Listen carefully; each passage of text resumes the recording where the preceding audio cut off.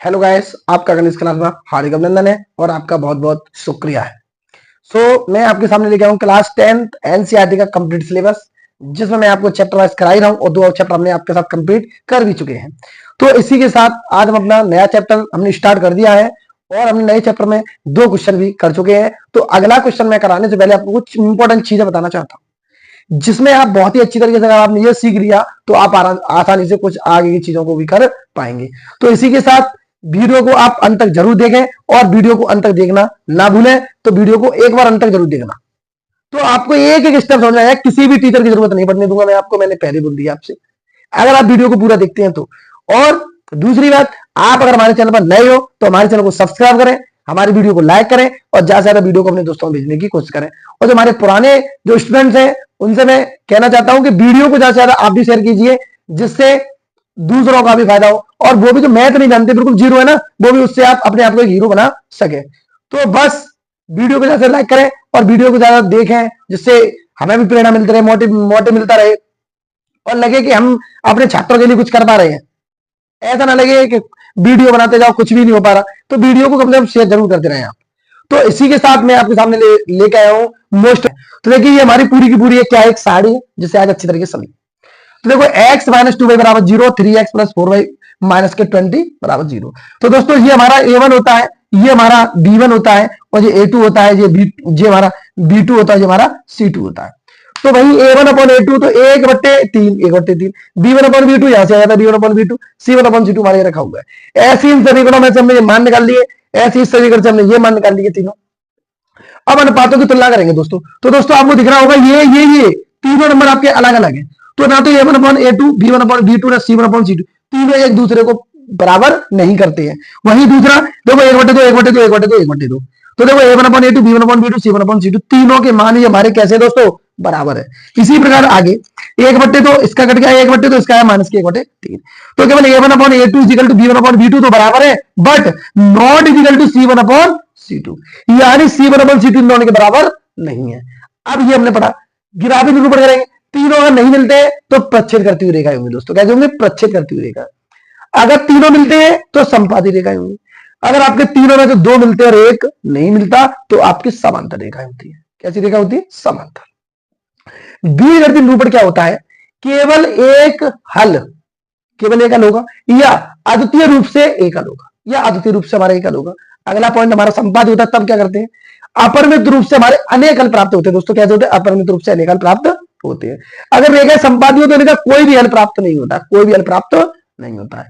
तो हमें ये चीजें अगले वाले क्वेश्चन में हमें ये करनी है, इसीलिए मैं आपको पहले समझा चुका हूं।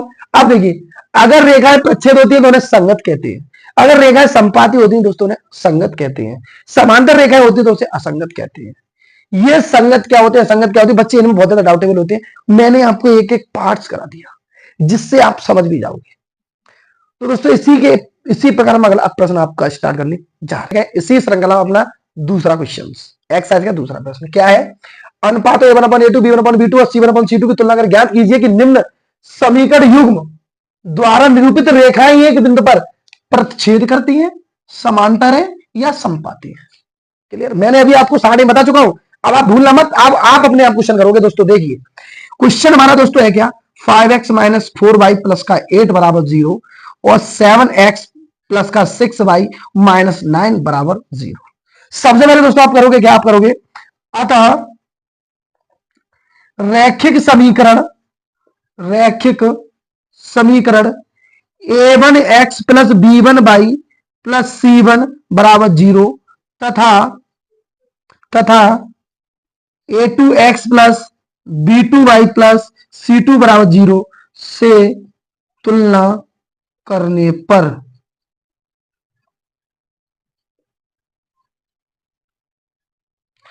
अब दोस्तों क्या करेंगे? ये समीकरण जरा पहले इस समीकरण से, इस वाले से इसकी तुलना करेंगे, समीकरण 1 की इससे। तो देखो, a1 x से x खत्म, तो a1 बराबर क्या होता है? इसके मान होते हैं x की। तो a1 बराबर दोस्तों आपका कितना हो जाएगा? 5। a1 बराबर क्या? 5। b1 बराबर दोस्तों आपका कितना? माइनस का 4। c1 बराबर दोस्तों आपका कितना? c1 बराबर कितना दे रहा है? तो आपको ये 8 दे रहा है, 8। अब इसी प्रकार a2 की तुलना समीकरण 2 से कर दोगे दोस्तों।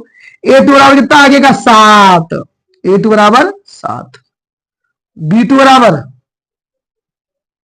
तो B2 बराबर दोस्तों आपका कितना है 6 और C2 बराबर दोस्तों आपका कितना है माइनस का 9। ये आप ऐसे करके वैल्यू पुट कर लोगे। अब क्या करेंगे, अतः A1 अपॉन A2 बराबर क्या दे रहा है आपने, A1 का मान कितना है आपका 5, A2 का मान कितना है 7। इसी प्रकार B1 अपॉन B2 बराबर दोस्तों माइनस का 4 B1 है और माइनस का 6 आपका B2 है। ऐसे C1 अपॉन C2 बराबर C1 का मान दोस्तों आपका 8 है और C2 का आपका दोस्तों मान माइनस का 9 है। ये A1 A2 B1 B2 C1 C2 निकाल लिया। अब हम दोस्तों करेंगे क्या, यहां करते हम, यहां करेंगे अतः A1 अपॉन A2 बराबर B1 अपॉन B2 बराबर C1 अपॉन C2। अब इसी श्रृंखला मान ला लेंगे 7/5 बराबर -4/6 बराबर 8/-9। ये आपको दोस्तों मान दे रहा है। तो हम देख पा रहे होंगे 5/7 4/6 8/9 तीनों ही वैल्यू अलग अलग है। तब हम क्या करेंगे दोस्तों, तब करेंगे A1 upon A2 not is equal to B1 upon B2 not is equal to C1 upon C2। ये हो गया। तीनों ही रेखा हमारी बराबर नहीं है, तो हमने अभी पढ़ा था जब तीनों ही वैल्यू हमारी बराबर नहीं होती तो हम क्या लिखेंगे, यहां लिख देंगे अतः दिए गए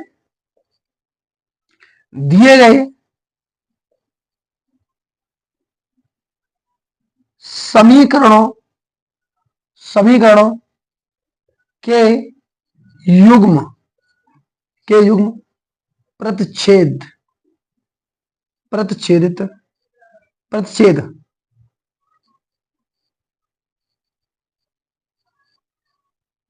दिए गए समीकरणों के युग्म प्रतिच्छेद करती हुई रेखाएं। तो देखो अतः दिए गए समीकरणों के युग्म प्रतिच्छेद करती हुई क्या है, रेखाएं हैं। तो देखो पूरा प्रश्न आपका बन चुका है। इसी श्रृंखला में दोस्तों हमारा सेकंड पार्ट है। तो सेकंड पार्ट क्या दोस्तों आइए देखते हैं। 9x + 3y + 12।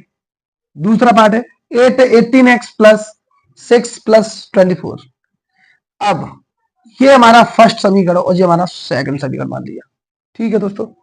अब इनका क्या करेंगे, अतः रैखिक समीकरण a1x b1y c1 बराबर 0 तथा a2x + b2y + c2 बराबर 0 से समीकरणों की तुलना करने पर। तो मैंने भी दोस्तों था इस वाले से हम पहले की तुलना करेंगे इस वाले की। तो देखो x से x खत्म तो a1 बराबर कितना, a1 बराबर 9, y से y खत्म तो b1 बराबर +3, c1 बराबर दोस्तों अब कितना हो जाएगा 12। इसी प्रकार a2 बराबर दोस्तों आप इसका तुलना क्या करोगे, इससे करोगे x से x खत्म तो a2 बराबर 18, y से y खत्म तो b2 बराबर 6 और c2 बराबर दोस्तों क्या आ जाएगा आपका 24। ये आपने निकाल लिया। a1 a2 के अगर आप a1 a2 b1 b2 c1 c2 के मान निकालना सीख गए बता आप क्वेश्चन करना एकदम सीख गए, समझ में आ गया होगा दोस्तों आपको। आगे अब लिखेंगे अतः a1 अपॉन a2 बराबर 9/18, b1 अपॉन b2 बराबर दोस्तों 3/6 और c1 अपॉन c2 बराबर दोस्तों 12/24। तो देखिए अभी ना तुम्हें बराबर लगेगा, कुछ लगेगा नंबर देखो कट रही है, 9 दूनी 18 कट गया दोस्तों 1/2 बार, 3 दूनी 6 1/2 बार, 12 दूनी 24 1/2 बार कट गया आपका। सभी का मान 1/2 आया। अब क्या करेंगे, अतः a1 अपॉन a2 बराबर b1 अपॉन c2 बराबर c1 अपॉन c2। तब हम a1 अपॉन a2 का मान रखते हैं दोस्तों 1/2 और 1/2। ये दोस्तों हमने सभी के मान लिख दिए। तो आप देख पा रहे होंगे a1 upon a2 b1 upon b2 c1 upon c2 तीनों के मान दोस्तों कैसे हैं, बराबर है। कैसे बराबर है, कब, तब हम क्या करेंगे a1 अपॉन a2 दोस्तों b1 अपॉन b2 दोस्तों c1 अपॉन c2 दोस्तों तीनों कैसे हैं, बराबर हैं। तब या अतः दिए गए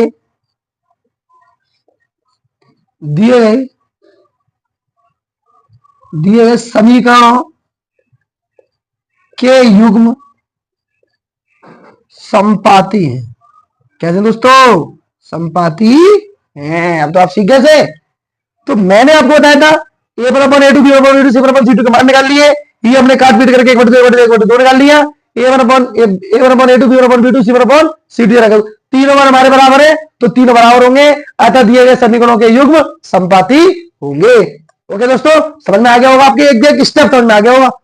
इसी श्रृंखला में दोस्तों हम थर्ड पार्ट करने जा रहे हैं, क्वेश्चन 2 का लास्ट पार्ट करने जा रहे हैं। तो आइए, 6x माइनस 3y प्लस 10 बराबर 0, 2x माइनस y बराबर y प्लस 9 बराबर 0।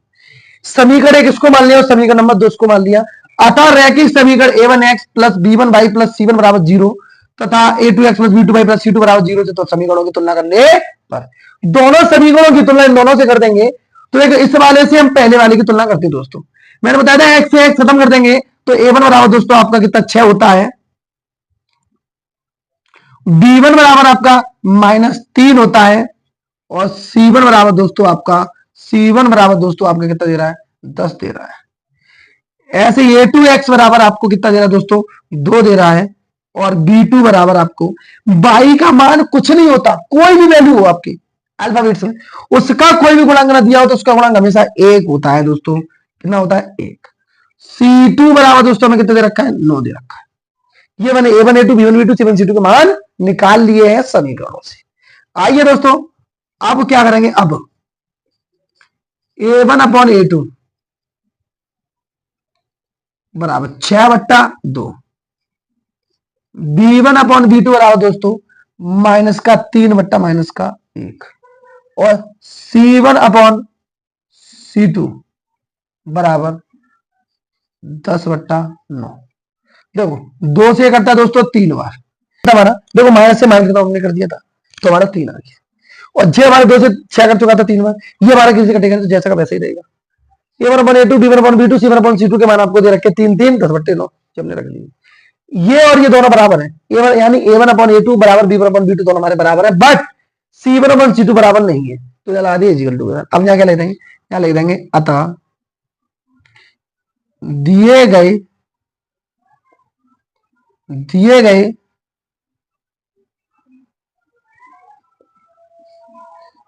समीकरणों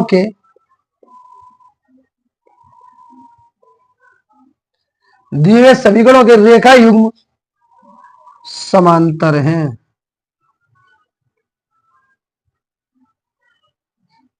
क्या दोस्तों, समांतर है। तो इस प्रकार मैंने आपको पार्ट बाई पार्ट मैंने आपको समझा दिया है, और अगर आपको हमारी वीडियो अच्छी लगे तो हमारी वीडियो को लाइक करना ना भूलें और हमारी वीडियो को शेयर करना तो आप कतई ना भूलें। तो इसी के साथ मैं आपसे कल फिर मिलूंगा, नेक्स्ट वीडियो मिलूंगा। तो इसी के साथ जय हिंद, जय भारत एंड